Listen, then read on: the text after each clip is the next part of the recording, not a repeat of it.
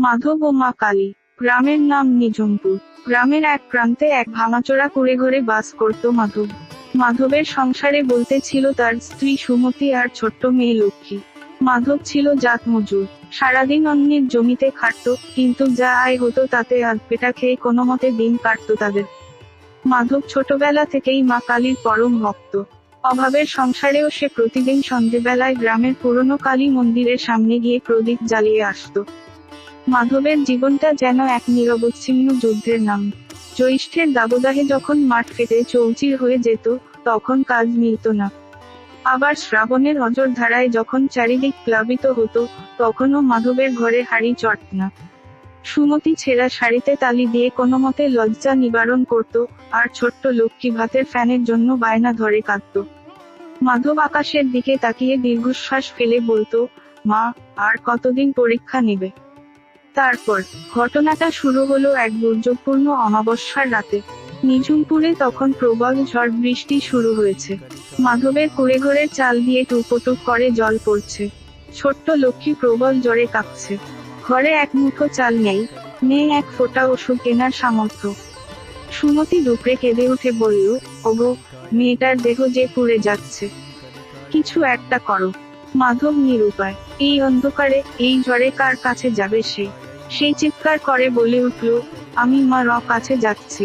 মা যদি রক্ষা করেন তবেই মেয়ে বাঁচবে। পাগলের মতো মাধব ছুটল গ্রামের সেই জরাজীর্ণ কালী মন্দিরের দিকে। বৃষ্টিতে ভিজে একাকার হয়ে সে যখন মন্দিরের চাতালে পৌঁছালো, তখন মন্দিরের পুরোহিতও সেখানে নেই। অন্ধকারে কেবল মা কালীর সেই উগ্র অথচ করুণাময় প্রতিমাটি দাঁড়িয়ে আছে। মাধব মায়ের পায়ের সামনে লুটিয়ে পড়ল। কান্নায় ভেঙে পড়ে সে বলতে লাগলো, মা, আমি তো কোনোদিন তোমার কাছে ঐশ্বর্য চাইনি। শুধু চেয়েছি দুবেলা দু মুঠো অন্ন আর আমার পরিবারকে সুস্থ রাখতে। আজ কেন আমার মেয়েটা ধুচ্ছে?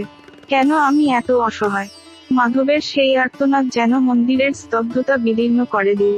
সে কতক্ষণ কাঁদছিল তার হিসেব নেই।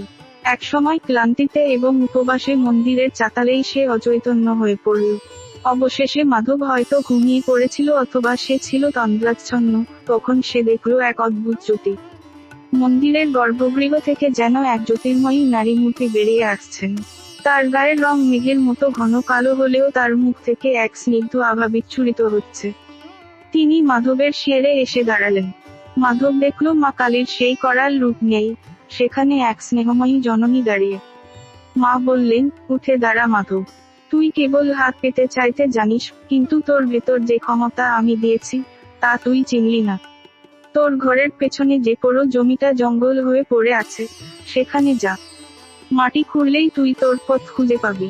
আর ভয় নেই, তোর মেয়ে সুস্থ হয়ে যাবে। মাধব চমকে জেগে উঠল। ভোর হয়ে এসেছে। বৃষ্টি থেমে গেছে, তবে চারপাশ তখনও ভিজে। মন্দিরের গর্ভগৃহের প্রদীপটা তখনও টিমটিম করে জ্বলছে। মাধব তড়িঘড়ি করে বাড়িতে ফিরল। অবাক হয়ে দেখল, লক্ষ্মীর জ্বর একেবারে ছেড়ে গেছে। মেয়েটা শান্তিতে ঘুমাচ্ছে। সুমতি অবাক হয়ে বলল, জানি না কিভাবে, কিন্তু মাঝরাতে একটা আশ্চর্য আলো ঘরে ঢুকেছিল, তারপর থেকেই মেয়েটা ভালো হয়ে গেল। মাধবের মনে পড়ল স্বপ্নের কথা। সেখানে যে মায়ের এক নির্দেশ ছিল, সে। মাধব মায়ের নির্দেশ না ভুলে কোদাল নিয়ে ঘরের পেছনের সেই জঙ্গল ঘেরা জমিতে গেল। গ্রামবাসী অনেকে ভাবল মাধব পাগল হয়ে গেছে, কিন্তু মাধব অবিচল। সে জঙ্গল পরিষ্কার করে মাটি খুঁড়তে শুরু করল। খুঁড়তে খুঁড়তে অনেকটা গভীর যাওয়ার পর সে দেখল, সেখানে সাধারণ মাটি নয়, বরং এক বিশেষ ধরনের উন্নত মানের আঠালো লাল মাটির টেরাকোটা তৈরির উপযোগী মাটি রয়েছে। মাধব ছোটবেলায় তার বাবার কাছে মাটির কাজ শিখেছিল, কিন্তু দারিদ্র্যের চাপে তা কবেই ভুলে গিয়েছিল। সেই মাটির গুণাগুণ দেখে মাধবের মনে পড়ে গেল মায়ের কথা, তোর ভেতর যে ক্ষমতা আছে তা চিনলি না। মাধব সেই মাটি দিয়ে ছোট ছোট মা কালীর মূর্তি এবং সুন্দর নকশা করা ঘর সাজানোর জিনিস তৈরি করতে শুরু করল। সুমতিও তাকে সাহায্য করতে লাগলো। মাধবের হাতের কাজে এক অদ্ভুত জাদু ছিল। যেন মনে হতো, মাটির মূর্তিরা কথা বলে উঠবে। এরপর সে তার তৈরি করা জিনিসগুলো নিয়ে পাশের শহরের মেলায় গেল। সেখানে মানুষের ভিড় জমে গেল তার হাতের কাজ দেখতে। সামান্য মাটির পুতুল নয়, তার নিপুণ কারুকার্যে এক দেবত্ব ফুটে উঠেছিল। সেদিন মেলার সব জিনিস বিক্রি হয়ে গেল ভালো দামে। মাধব বাড়িতে চাল, ডাল, নতুন কাপড় আর মেয়ের জন্য ওষুধ নিয়ে ফিরল। ধীরে ধীরে মাধবের এই টেরাকোটার কাজের খ্যাতি ছড়িয়ে পড়ল। দূর দূরান্ত থেকে ব্যবসায়ীরা আসতে লাগলো। মাধব এখন আর একা কাজ করে না, সেই গ্রামের আরো 10 জন কর্মহীন দরিদ্র মানুষকে নিজের সাথে কাজে লাগালো। যাদের একদিন পেটে অন্ন জুটত না, মাধবের কারণে আজ তাদের ঘরেও হাঁড়ি চড়ে। মাধব তার বাড়ির কাছে এক বড় কারখানা তৈরি করল, আর সেই পুরনো কালী মন্দিরটি নিজের খরচে সংস্কার করল। এখন আর সেই মন্দির জরাজীর্ণ নেই, শ্বেতপাথরে বাঁধানো সেই মন্দিরে প্রতিদিন ভোগ আরতি হয়। অবশেষে একদিন মাধব অনেক টাকার মালিক হল, কিন্তু সে ভুলে যায়নি তার সেই অভাবের দিনগুলোর কথা। গ্রামের মাতব্বররা যারা একদিন তাকে অবজ্ঞা করত, তারা এখন মাধবের কাছে হাত জোড় করে দাঁড়ায়। কিন্তু মাধব সবার সাথে বিনম্র ব্যবহার করে। সেদিন ছিল দীপাবলি। মাধব সারা গ্রাম আলোকসজ্জিত করল। মন্দিরে বিশাল পুজোর আয়োজন হয়েছে। মাধব মন্দিরের সামনে দাঁড়িয়ে হাত জোড় করে বলল, মা, তুমি আমায় টাকা দিয়েছ, নাম দিয়েছ, কিন্তু আমার সবচেয়ে বড় সম্পদ হলো তোমার প্রতি বিশ্বাস। তুমি যদি সেই রাতে আমায় পথ না দেখাতে, তবে আমি হয়তো অন্ধকারের অতলে হারিয়ে যেতাম।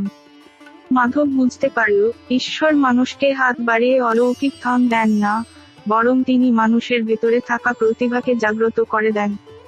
মায়ের প্রেরণা ছিল মাধবের আত্মবিশ্বাস ফিরিয়ে আনার এক মাধ্যম। মাধবের গল্পটা এখানে